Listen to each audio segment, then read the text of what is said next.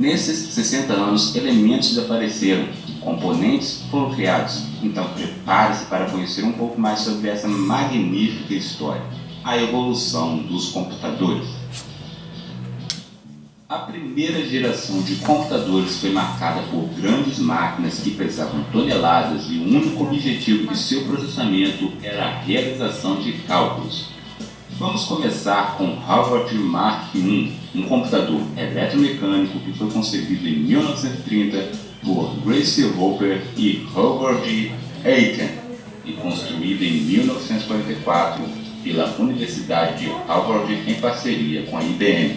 O Mark I tinha cerca de 17 metros de comprimento, 2,5 metros de altura e pesava cerca de 5 toneladas, e foi a primeira e maior calculadora digital automática de larga escala desenvolvida nos Estados Unidos. O Mark I trabalhava com 23 números decimais e realizava as 4 operações aritméticas. Dispunha ainda de subrotinas integradas que calculavam funções logarítmicas e trigonométricas. Era um calculador lento, demorando de 3 a 5 segundos para efetuar uma multiplicação, mas era totalmente automático e podia realizar cálculos extensos sem intervenção humana.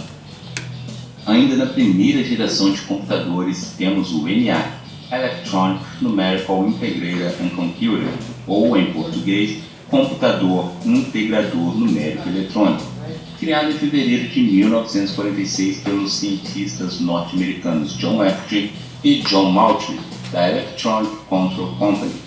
Totalmente diferente do Mark I, que era eletromecânico, o ENIAC foi o primeiro computador digital eletrônico de grande escala. Começou a ser desenvolvido em 1946 durante a Segunda Guerra Mundial para computar trajetórias táticas que exigissem conhecimento substancial em matemática, mas só se tornou operacional após o final da guerra.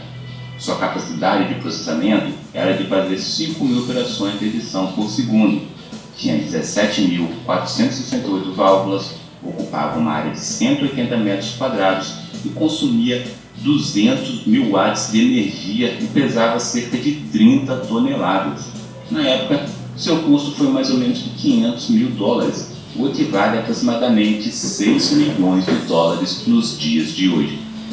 Com o ENIAC, complexos cálculos cabalísticos passaram a realizar-se em alucinantes 30 segundos, quando com as calculadoras manuais que até aí se usavam, levavam 12 horas para se obter o mesmo resultado. Segunda geração, o começo da evolução. O IBM 7094 marca o começo da segunda geração de computadores, que inicialmente foram desenvolvidos para serem utilizados como mecanismo de controle em usinas nucleares. Agora, a nova geração de computadores, ao invés de usar válvulas como componentes, usam um outro componente criado em 1947 pelos laboratórios Bell, os transistores. Componentes criados a partir de materiais sólidos, conhecido como silício. Exatamente o mesmo material utilizado até hoje em placas e em outros componentes. Existia uma série de vantagens dos transistores em relação às válvulas. Para começar, as dimensões desses componentes eram bastante reduzidas, tornando os computadores da segunda geração 100 vezes menores do que os da primeira. Para se ter uma ideia, o ENIAC pesava 30 toneladas. Já o IBM 7094, seu peso não chegava nem a 1 tonelada. Ele pesava 890 kg.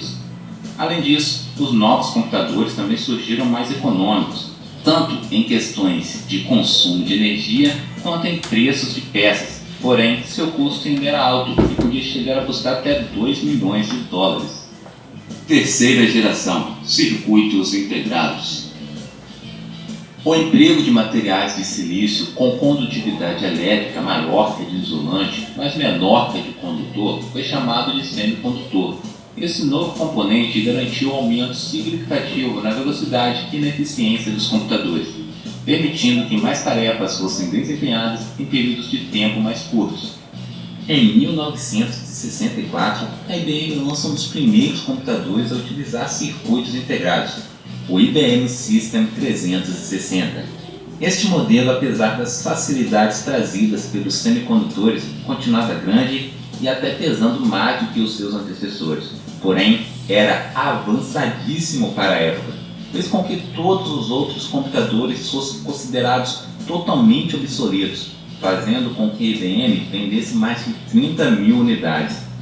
Sob a influência do programa espacial americano, a IBM lançou em 7 de abril de 1964 a primeira máquina da família criada por Kenny Amdahl, chamada IBM System 360. Esses computadores foram projetados para finalidades comerciais e marcaram a tendência de usar circuitos integrados ou pastilhas, que ficaram conhecidas como chips. O 360 incluía um processador central e muitos periféricos, determinando várias opções de expansão, ou seja, o 360 foi o primeiro a apresentar o conceito de modularidade. O comprador poderia adquirir diferentes módulos conforme suas necessidades. Essa flexibilidade permitiu que várias empresas comprassem seu primeiro computador. O modelo mais barato do 360 possuía 8 bits e um endereçamento de memória baseado em bytes. Seu processamento era feito por um conjunto de transistores que já caminhava para um chip.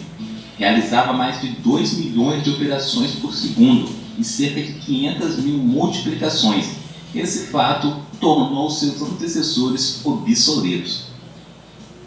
Com a terceira geração de computadores, surgiram os teclados para digitação de comandos. Monitores também permitiam a visualização de sistemas operacionais ainda muito primitivos, completamente distantes dos sistemas gráficos que conhecemos e utilizamos no dia de hoje. Quarta geração, o começo da era dos computadores pessoais. Enfim, chegamos aos computadores que grande parte dos usuários utilizam até hoje. Os computadores da quarta geração foram os primeiros a serem chamados de microcomputadores ou simplesmente micros. Esse nome se deve ao fato de eles pesarem menos de 20 kg, o que torna o seu armazenamento muito mais fácil. Os componentes que possibilitaram tamanha redução foram os microprocessadores. Os pequenos chips de controle e processamento tornou a informática muito mais acessível, além de oferecer uma enorme gama de novas opções para os usuários. Os Altair 8800 podiam ser comprados como um kit de montar, vendidos por revistas especializadas nos Estados Unidos. Foi com base nessa máquina que Bill Gates e Paul Allen criaram o BASIC e inauguraram a dinastia Microsoft. Na mesma época, os dois Steves, Jobs e Wozniak, criaram a Apple para se dedicar a projetos de computação pessoal facilitados para usuários leigos, pois até então não era qualquer pessoa que sabia usar um computador, já que tudo era feito a partir de comandos.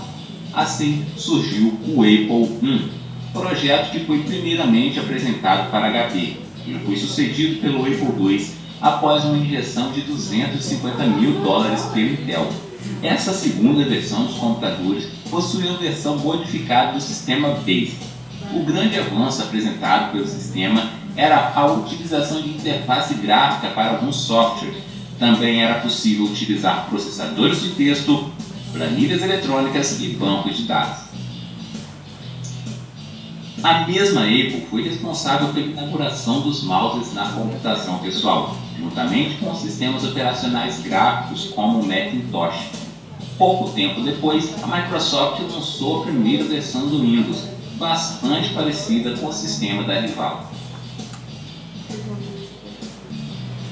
Ciclos passaram a ser clocks. Até a terceira geração dos computadores, o tempo de resposta das máquinas era medido em ciclos, ou seja, media-se um número de ações em curtos períodos de tempo para que fosse possível saber qual fração de segundo era utilizada para ela. Com os microprocessadores, já não era viável medir as capacidades dessa forma. Por isso, surgiram as medidas por clocks. Esta definição calcula o número de ciclos de processamento que podem ser realizados em apenas um segundo. Por exemplo, 1 MHz significa que em apenas um segundo é possível que o chip realize 1 milhão de ciclos. Quinta geração, múltiplos núcleos. Ainda estamos em transição de uma fase em que os processadores tentavam alcançar clocks cada vez mais altos para uma fase em que o que importa mesmo é como esses clocks podem ser melhor aproveitados. Deixou de ser necessário atingir velocidades de processamento superiores aos 2 GHz. Mas, passou a ser obrigatório que cada chip possua mais de um núcleo com essas frequências. Começou a chegar ao mercado os processadores que simulavam a existência de 2 núcleos de processamento. Depois, chegou os que realmente apresentavam 2 deles. Hoje, há processadores com 4 núcleos e outros utilizados por servidores que já oferecem 8. Com tanta potência executando tarefas simultâneas, surgiu uma nova necessidade, pois quanto mais tarefas são executadas por um computador, mais energia é consumida. Para combater este problema, as empresas fabricantes de chips passaram a pesquisar formas de reduzir o consumo sem diminuir as capacidades de seus componentes. Foi então que nasceu o conceito de processamento verde. Processadores Intel Core Sandy Bridge eram fabricados com a microarquitetura reduzida, fazendo com que os clocks sejam mais curtos e menos energia elétrica seja gasta. Ao mesmo tempo, esses processos são mais eficazes. Logo, a realização de tarefas com este tipo de componente é boa para o usuário e também para o meio ambiente. Vale dizer que isso também se aplica a Ivy Bridge, Skylake e todas as outras famílias. Outro elemento envolvido nessas conceituações é o processo de montagem. As fabricantes buscam incessantemente formas de reduzir o impacto ambiental de suas indústrias. Os notebooks, por exemplo, estão sendo criados com telas de LED, muito menos nocivos à natureza do que as de LCDs comuns. Como seria a 6ª geração de computadores? Há quem diga que a 6ª geração de computadores se dará por meio da inteligência artificial. Outros discordam, dizendo que robôs não fazem parte dessa denominação. E há quem diga que computadores de 6ª geração seriam os computadores que utilizam supercondutores como matéria-prima para seus processadores. Utilizando da supercondutividade, esses processadores não perderiam eletricidade para o calor devido à resistência, ganhando assim performance e economizando energia.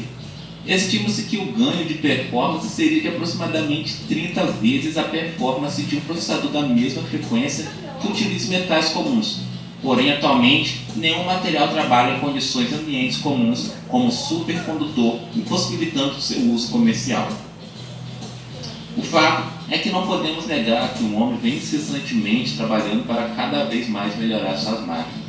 Quem imaginaria 60 anos atrás que um computador com tamanho e capacidade de processamento poderia caber na palma de uma mão? Ou hoje em dia, quem poderia imaginar que há 60 anos um computador podia pesar até 30 toneladas e não tinha nem metade da capacidade de processamento de um smartphone? E você, como acha que serão as próximas gerações de computadores?